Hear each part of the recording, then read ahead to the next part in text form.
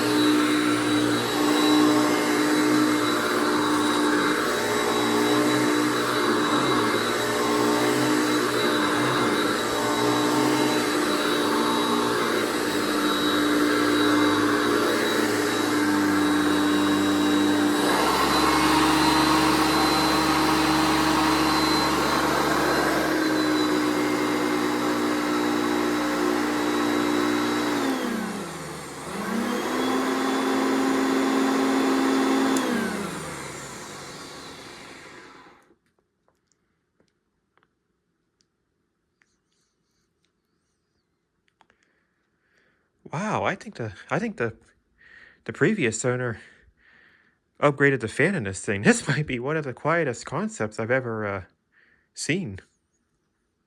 This thing sounds great. It does stink because it does need a new bag, but this thing sounds amazing.